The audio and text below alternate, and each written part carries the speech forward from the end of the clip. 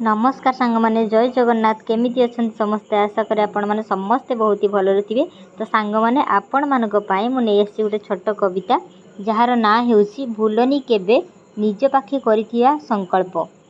तो सांग माने चलंतु ताले स्टार्ट करिवा से कविताटी को।